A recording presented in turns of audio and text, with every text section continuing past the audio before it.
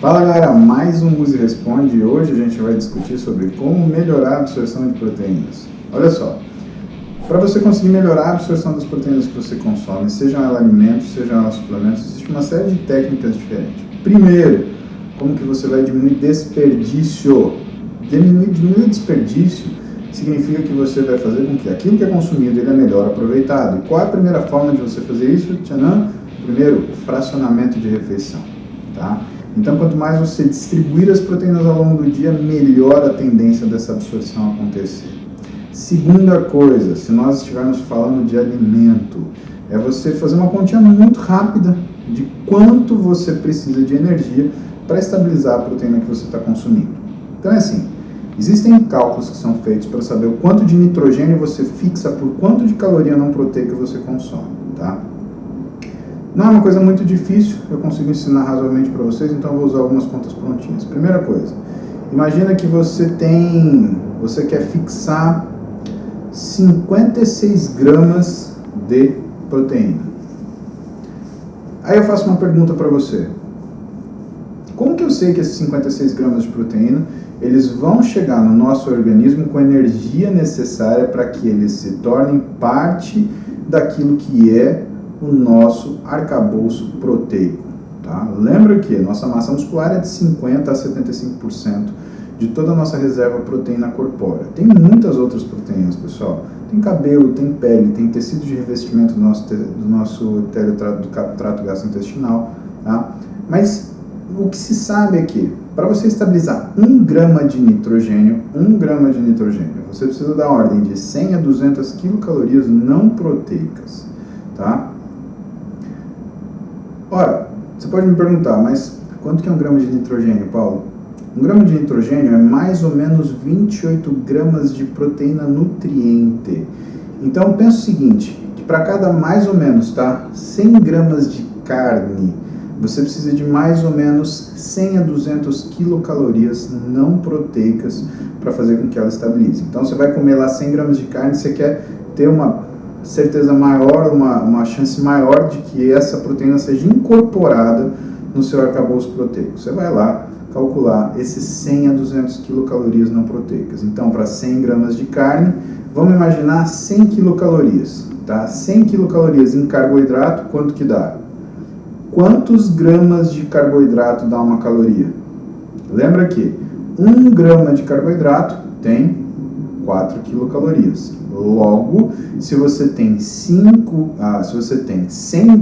quilocalorias não proteicas, isso vai te dar mais ou menos 25 gramas de carboidrato.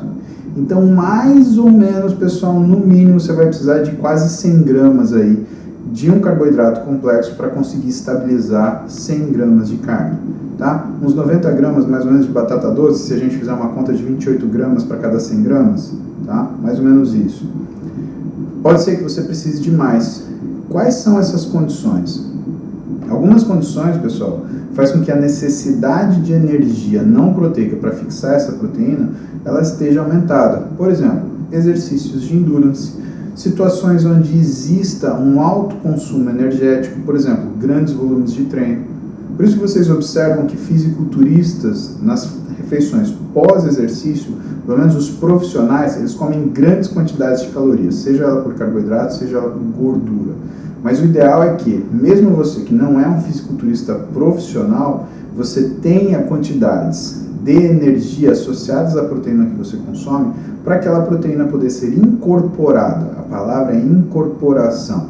Absorção é uma coisa, síntese é outra, equilíbrio de nitrogênio, balanço de nitrogênio é outra e incorporação é outra. Tá? Ah, vale usar gordura? Vale usar gordura, só que você tem que lembrar que 1 grama de gordura te dão 9 quilocalorias. Então, isso te ajuda a incorporar quanto de nitrogênio? Quanto de nitrogênio é quanto de proteína? Então, alguns numerozinhos mágicos, tá? 1 grama de nitrogênio é igual a 28 gramas de proteína macronutriente.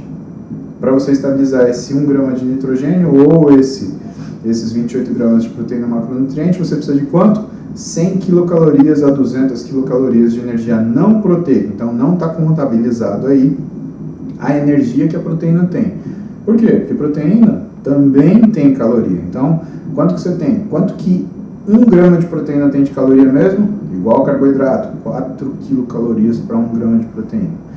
Então, quando você faz o cálculo calórico total, ele tem que existir, mas você tem que saber o quanto de energia você está usando para incorporar essa proteína, tá? Vamos falar agora de suplemento. Como é que você faz para melhorar essa incorporação de suplemento? Em primeiro lugar, é você usar ele como suplemento. Então, usar ele junto com uma refeição, suplementando aquela refeição. Segunda forma, existem formas da gente lentificar a absorção do suplemento que vão ajudar a melhora da absorção dele quando o objetivo não é uma sinalização imediata. Vocês sabem que quando você tem uma diluição que gira em torno de 14% ou mais, ou seja, 14 gramas de soluto para 100 gramas de solvente, existe uma tendência do corpo a absorver isso como se fosse um sólido, tá?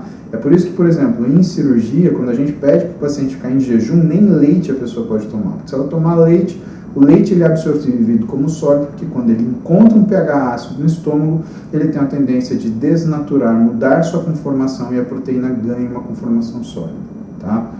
No caso do whey protein, é muito parecido. Se você precisa de uma absorção rápida e imediata, tá? Você está usando um whey isolado e você está usando ele pós-treino para fazer um aumento na sua resposta ao treinamento, o que você vai fazer? O mínimo que você vai usar de água para cada 14 gramas de whey é da ordem de 100 ml. Então você vai diluir da ordem de 30 gramas de proteína para cada 220 ml d'água. Essa é a diluição mínima para você ter uma absorção rápida. Agora sim, o que vocês sabem também?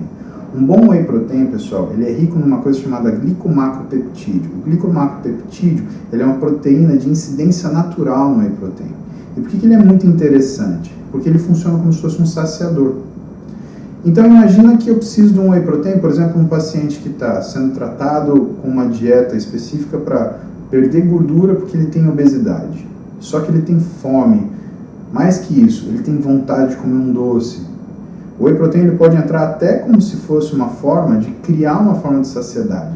Até como se fosse um, entre aspas, tá? Um saciador. Como que você vai fazer isso? Você vai fazer ele numa diluição mais espessa. Então você vai usar menos água, mais soluto, mais pó de whey protein, que você vai conseguir o quê? Uma absorção mais lenta. Essa absorção mais lenta tende a ter uma incorporação melhor. Lembrando que a incorporação de proteína depende da quantidade energética que você consome junto com ela. Então, pessoal, o que eu falo para vocês? A suplementação alimentar, ela serve como uma gama de ferramentas diferentes, tá? Agora, quando a gente precisa de alimentação, de nutrição, a gente tende a usar o alimento sólido. O suplemento é um bom suplemento, o alimento é um bom alimento.